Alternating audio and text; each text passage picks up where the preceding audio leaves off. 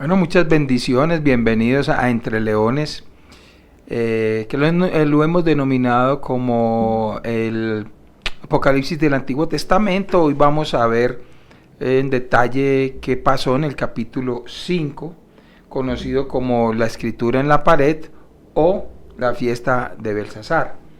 Para esto vamos a mirar 5 puntos. El primero es las 3 palabras controversiales, que es Daniel 5.1, luego vamos a ver el motivo de la celebración, Daniel 5 del 1 al 4, después el tercer punto es la escritura en la pared, Daniel 5 del 4 al 10, cuarto punto es demasiado tarde para apelar, Daniel 5 del 11 al 23, y el quinto punto de este estudio, capítulo 5, es la sentencia se hizo en público, Daniel 5, 23 al 31. Bueno, bienvenidos. Mi nombre es el pastor Luis Felipe Gutiérrez de la Iglesia Cristiana Camino Libertad Amor. Me da mucho gusto poder continuar con estos estudios. Ya sé que con nuestra amada pastora Nancy estuvieron viendo muy detalladamente el capítulo 4, que es muy importante también. Y vamos a continuar ahora en este capítulo 5 con las 3 palabras controversiales. Y les voy a leer primero que todo Daniel 5.1, que dice: el rey Belsasar hizo un gran banquete a 1000 de sus príncipes y en presencia de los 1000 bebía vino. Aquí hay algo, hay mucho que detallar. Belsasar definitivamente reúne a sus príncipes o a sus líderes principales 1000, y entonces estos acontecimientos ocurrieron en el año 539 a.C., más de 2 décadas después de la muerte de Nabucodonosor. Este rey, cuyo nombre es muy parecido al de Daniel, pues no es igual, porque Daniel se llama Beltsasar y este rey se llama Belsasar. Entonces en Daniel 4.8 nos dice la escritura: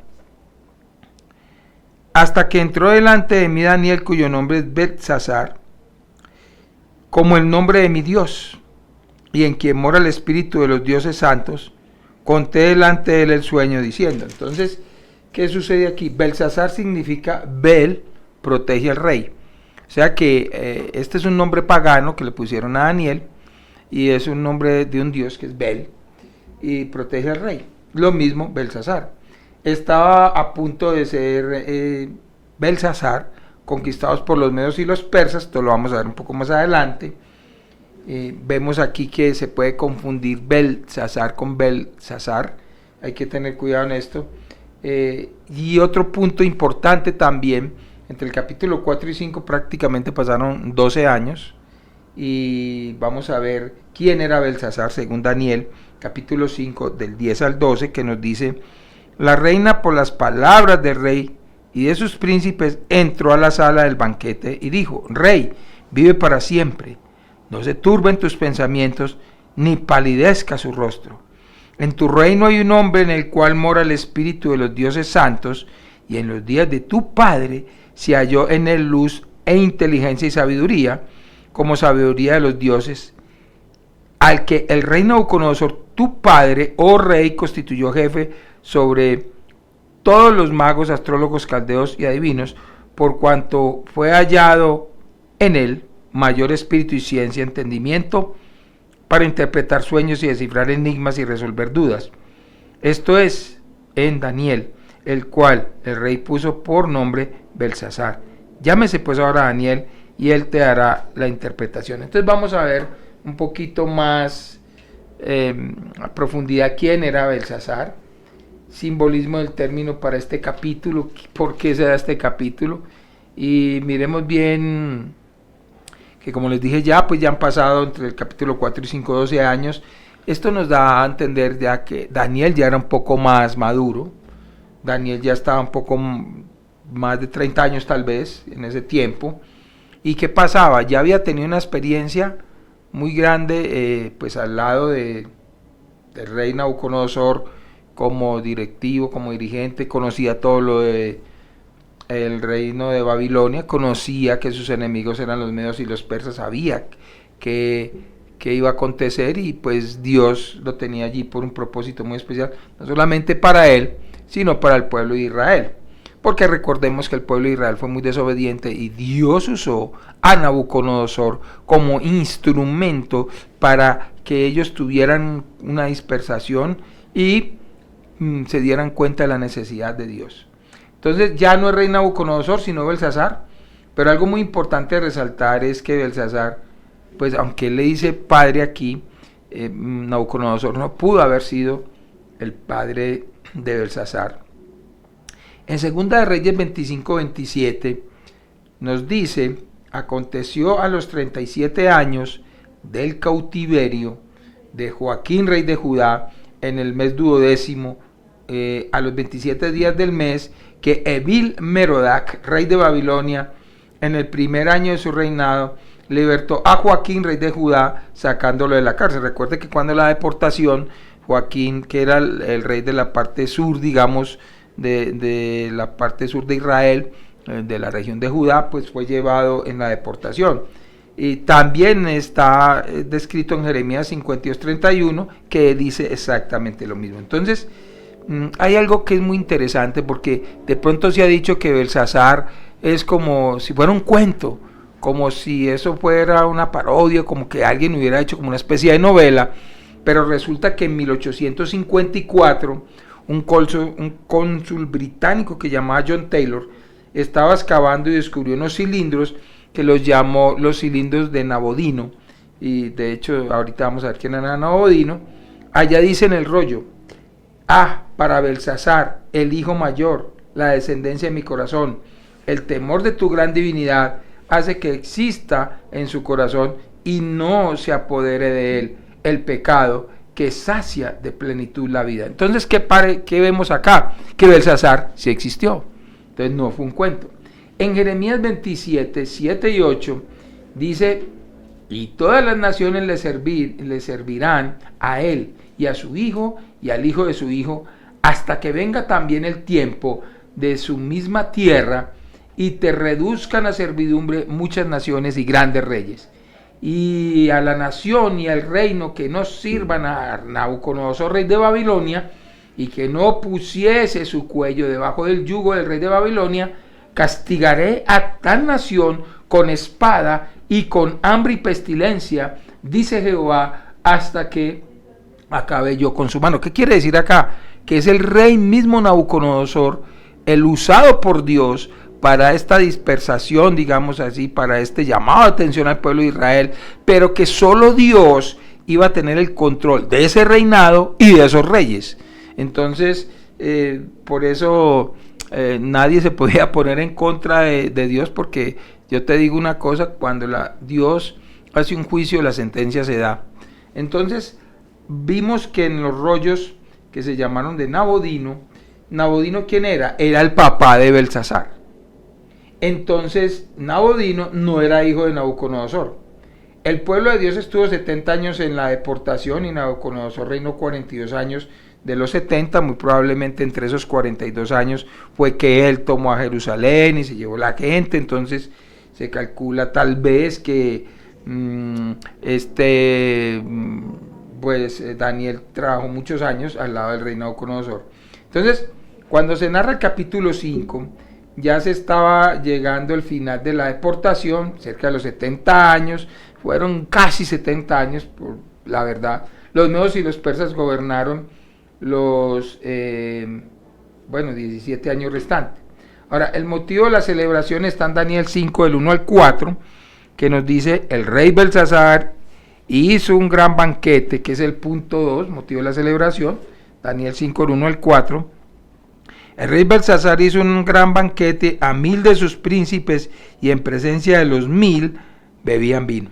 Belsasar, con el gusto del vino, mandó que trajesen los vasos de oro y de plata que Nabucodonosor, su padre, había traído del templo de Jerusalén, para que bebiesen en ellos el rey y sus grandes, sus mujeres y sus concubinas.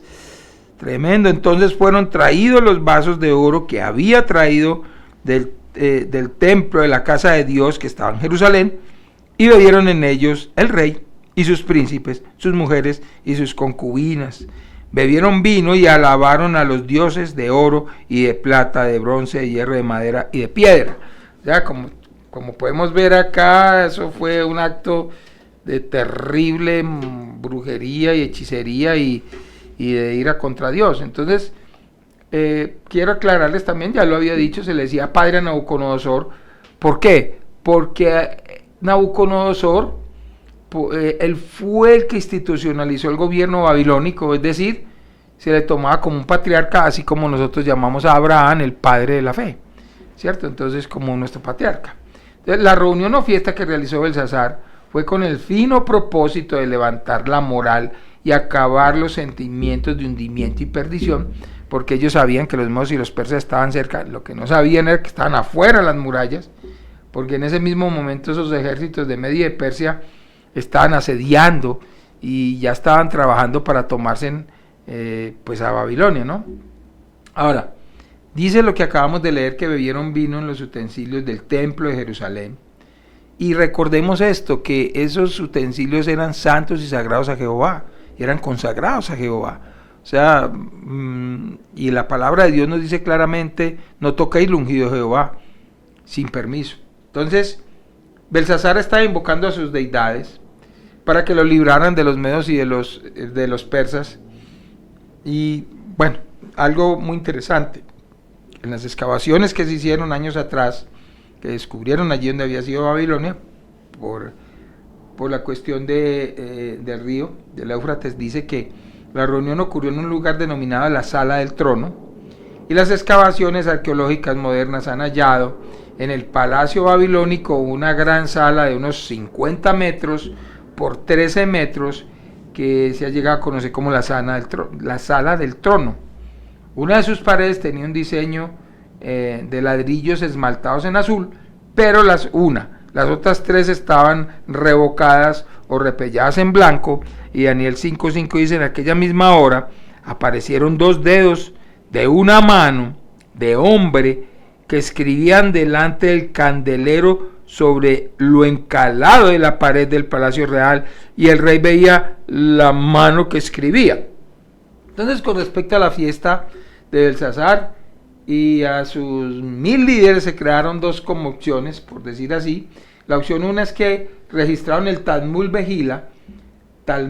Mejilá, y que dice que la ocasión de la fiesta fue una respuesta a la profecía de Jeremías de que los judíos serían exiliados bajo el poder de Babilonia durante 70 años, que como podemos ver se cumplió al pie de la letra. La opción 2 también dice que esta fiesta era como para romper, o Dios permitió que se hiciera como para romper una tradición de casi 70 años, de mostrar y de tener como ese poderío, porque ellos se creían los más poderosos. Ellos eran, digamos, que han conquistado pues la tierra, se creían indestructibles, ¿sí?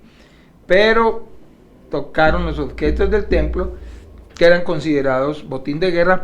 Y hay una cosa curiosa: Nabucodonosor no tocó para nada esos utensilios, los tenía como trofeos de guerra, pero no los usó para cosas paganas. Pero Belsasar sí los usó, y con esto profanó estos utensilios sagrados, porque él quería mostrar que sus dioses eran más poderosos que Jehová de los ejércitos, cosa que ya sabemos que es un error. Esa fiesta, que fue para 1000 personas, era el grupo exclusivo del rey, terminó la culminación del reinado de Belsasar. El tercer punto de la escritura en la pared, vamos a leer Daniel 5, del 5 al 9, que dice: en aquella misma hora aparecieron los dedos de una mano de hombre que escribía delante del candelero sobre lo encalado de la pared del palacio real, y el rey veía la mano que escribía. Entonces el rey palideció y sus pensamientos lo turbaron, y se debilitaron sus lomos y sus rodillas daban la una contra la otra. Y el rey gritó en alta voz que hiciesen venir magos, caldeos y adivinos. Y dijo el rey a los sabios de Babilonia: cualquiera que lea esta escritura y que muestre su interpretación será vestido de púrpura, y un collar de oro llevará en su cuello, y será el tercer señor en el reino. Entonces fueron introducidos todos los sabios del rey, pero no pudieron leer las escrituras ni mostrar al rey su interpretación. Entonces el rey Belsasar se turbó sobremanera y palideció, y sus príncipes estaban perplejos. Hay una cosa que se ha descubierto, y es que esta escritura que se escribió en la pared no era de hecho, era una escritura como de uno de tantos dialectos que había allí en esta región de Media y de Persia, y el problema no era que no fueran capaces de leerla, sino que estaba escrita como en una clave tan especial que los magos y eso no supieron como entrelazar, que era como una especie de jeroglífico, por decirlo así. Entonces vemos que esos magos no pudieron adivinar, no fueron capaces de descifrar la escritura, porque era imposible sin la ayuda de Dios. Pero Daniel, con la ayuda de Dios, sí lo logró. Vemos que a Belsasar se le debilitaron sus lomos, quiere decir que se quebró sentimentalmente, muy posiblemente le pasó su borrachera y empezó a temblar. Ahora, no, cuando nos hablan del tercer señor en el reino, primero está Nabucodonosor, después Nabodino y después el tercero era Belsasar. En Daniel 5:11, voy a leer 10 y 11, dice: la reina, por las palabras del rey y de sus príncipes, entró en la sala del banquete y dijo: Rey, vive para siempre, no se turben tus pensamientos ni palidezca tu rostro. En tu reino hay un hombre en el cual mora el espíritu de los dioses santos, y en los días de tu padre se halló en él luz e inteligencia y sabiduría, como sabiduría de los dioses, al que el rey Nabucodonosor tu padre, oh rey, constituyó jefe sobre todos los magos, astrólogos, caldeos y adivinos. Entonces, aquí vemos que la reina le estaba diciendo al rey que, que se acordara que el punto hubo un hombre, no trabajaba con Belsasar, pero sí trabajó con Nabucodonosor, que podía interpretar lo que los dedos escribieron. De ahí vamos al cuarto punto, que es demasiado tarde para apelar. Daniel, del 5, del 11 al 23, ya leímos el 11, dice el 12: por cuanto fue hallado en el mayor espíritu y ciencia y entendimiento para interpretar sueños y descifrar enigmas y resolver dudas, esto es, en Daniel, está hablando la reina, el cual el rey puso por nombre Belsasar. Llámese pues ahora a Daniel y él te dará la interpretación. Entonces Daniel fue traído delante del rey, y dijo el rey a Daniel: ¿eres tú aquel Daniel de los hijos de la cautividad de Judá que mi padre trajo de Judea? Yo he oído de ti que el espíritu de los dioses santos está en ti, y que en ti se halló luz, entendimiento y mayor sabiduría. Y ahora fueron traídos delante de mí sabios y astrólogos para que leyesen esta escritura y me diesen su interpretación, pero no han podido mostrarme la interpretación del asunto. Yo, pues, he oído de ti que puedes dar interpretaciones y resolver dificultades. Si ahora puedes leer esta escritura y darme su interpretación, serás vestido de púrpura, y un collar de oro llevarás en tu cuello, y serás el tercer señor en el reino. Entonces Daniel respondió y dijo delante del rey: tus dones sean para ti, y da tus recompensas a otros. Leeré la escritura al rey, y le daré la interpretación. El Altísimo Dios, oh Rey, dio a Nabucodonosor tu padre el reino y la grandeza, la gloria y la majestad. Y por la grandeza que le dio, todos los pueblos, naciones y lenguas temblaban y temían delante de él. A quien quería mataba, y a quien quería daba vida. Engrandecía a quien quería, y a quien quería humillaba. Mas cuando su corazón se ensoberbeció y su espíritu se endureció en su orgullo, fue puesto del trono de su reino y despojado de su gloria, y fue echado de entre los hijos de los hombres, y su mente se hizo semejante a la de las bestias, y con los asnos monteses fue su morada. Hierba le hicieron comer como un buey, y su cuerpo fue mojado con el rocío del cielo, hasta que reconoció que el Altísimo Dios tiene dominio sobre el reino de los hombres, y que pone sobre él al que le place. Y tú, su hijo Belsasar, ¿no has humillado tu corazón sabiendo todo esto? Sino que contra el Señor del cielo te has ensoberbecido, e hiciste traer delante de ti los vasos de su casa, y tú y tus grandes, tus mujeres y tus concubinas, bebiste vino en ellos. Además de esto, diste alabanza a dioses de plata y oro, de bronce, de hierro, de madera y de piedra, que ni ven, ni oyen, ni saben. Y al Dios en cuya mano está tu vida, y cuyos son todos tus caminos, nunca honraste.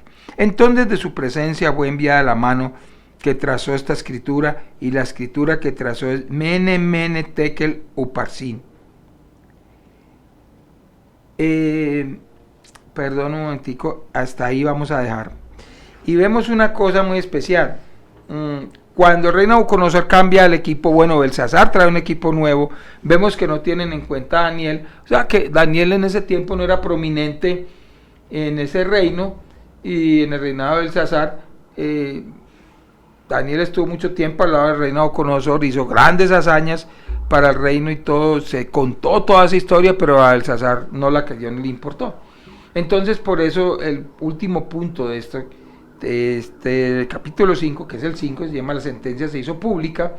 Voy a leerles Daniel del 5 del 23 al 31, que no, ya leímos el 23, y dice el 24, entonces de su presencia fue enviada la mano que trazó esta escritura, y la escritura que trazó es Mene, Mene, Tekel, Uparsin. Esta es la interpretación del asunto. Mene, contó Dios tu reino y le ha puesto fin. Tekel, pesado has sido en balanza y fuiste hallado falto. Esto tiene que ver mucho con Apocalipsis, ¿no? Que hay algo parecido. Pérez, tu reino ha sido roto y dado a los medos y a los persas. Entonces mandó Belsasar vestir a Daniel de púrpura y poner en su cuello un collar de oro y proclamar que era el tercer señor del reino. La misma noche fue muerto Belsasar, rey de los caldeos, y Darío de Media tomó el reinado siendo de 72 años. Aquí hay algo que es muy interesante. Belsasar había cruzado una gran línea establecida por el Señor del cielo y de la tierra. Belsasar había sido juzgado, su destino estaba sellado y no podía ser alterado. Belsasar tuvo la oportunidad de tener 13 años cómo escuchar y saber quién fue Nabucodonosor, pues aún había gente en el reino que podía contar, y en el palacio que sabía todo lo que había pasado. Posiblemente le contaron del Dios Altísimo, pero esto hizo que simplemente Belsasar se cerrara y no quisiera oír esto. Entonces 1000 príncipes de aristocracia de Babilonia fueron testigos del juicio de Dios sobre Belsasar. Cuando Dios pronunció juicio, nadie se escapa. Cuando Dios hace un juicio, el juicio se cumple. Ahora, hemos visto este patrón expresado una vez más en el tiempo futuro, unos 600 años después, y Daniel haber escrito esto, hay algo muy interesante, se lo voy a leer rápidamente en Hebreos 10:26, que tiene que ver con esto. Cuando Dios dice algo, se cumple. Entonces Hebreos 10, versículos 26 al 31, primero, se los va a leer, dice, porque si pecaremos voluntariamente después de haber recibido el conocimiento de la verdad, ya no queda más sacrificio por los pecados, sino una horrenda expectación de juicio y de hervor de fuego que ha de devorar a los adversarios. El que viola la ley de Moisés por testimonio de 2 o 3 testigos muere irremisiblemente. ¿Cuánto mayor castigo pensáis que merecerá el que pisoteare al Hijo de Dios y tuviere por inmunda la sangre del pacto en el cual fue santificado e hiciere afrenta al Espíritu de gracia? Y vemos que esto tiene que ver mucho con las personas que no quieren aceptar a Cristo, o que dicen que ya saben de Él pero lo quieren ignorar voluntariamente. Pues conocemos que Él dijo, mía es la venganza, yo daré el pago, dice el Señor, y otra vez el Señor juzgará a su pueblo. Horrenda cosa es caer en manos del Dios vivo. También el versículo 32 dice, pero traed a la memoria los días pasados en los cuales, después de haber sido iluminados, sostuviste gran combate de padecimientos. Entonces termina el 39 del capítulo 10 de Hebreos, dice, pero nosotros no somos de los que retroceden para perdición, sino de los que tienen fe para perseveración del alma. Un dato histórico que es muy importante, y es que 2 escritores de ese tiempo, del tiempo de Daniel, uno se llamaba Herodoto y otro Xenofón, atestiguan que la ciudad fue penetrada mediante el desvío del río de Éufrates, y que el enemigo, al entrar, encontró al pueblo en un estado de embriaguez. ¿Qué hicieron ellos? Antes de Babilonia, hicieron una zanja inmensa y desviaron el curso del río de Éufrates. El río de Éufrates, como pasaba por la mitad de la ciudad, bajó su cauce y ellos se metieron por una inmensa muralla allí habían hecho como un puente, digamos así, y sobre ese puente la muralla, pero el río siempre cubría la muralla. Al bajar, todo el ejército entró por ahí.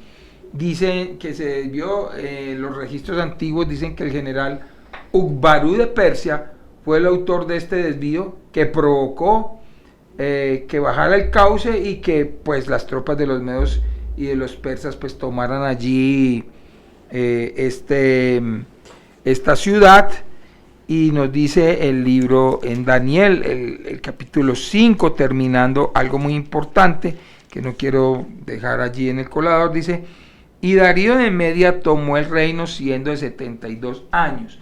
Pero es posible que Darío no fuera un nombre sino un título honorífico para Ciro, y muy probablemente pues su general Ukbarú de Persia, que fue el que tomó la ciudad, fue el que tomó el control al lado del ejército de Babilonia, y esto ocurrió el día 29 de octubre de 539 antes de Cristo. Entonces ya con esto pues damos por terminado el estudio del capítulo 5. Les pido un gran favor, compartan, y que espero en Dios que este estudio les haya servido, este capítulo, y que les abra una luz muy especial sobre la escritura en el encalado. Pues se ha hablado mucho, yo no quiero profundizar tanto sobre esto, sobre Mene, Mene, Tekel, Uparsin, porque lo que sabemos es que Daniel está diciendo: un juicio fue contra usted por no escuchar a Dios, o por haber escuchado y haber cerrado su corazón a Dios. Hoy tenemos que orar mucho por eso. Muchas personas han oído a Dios, pero han cerrado su corazón hacia Dios. Entonces el Señor los bendiga ricamente, muchas bendiciones, y nos vemos en el próximo capítulo.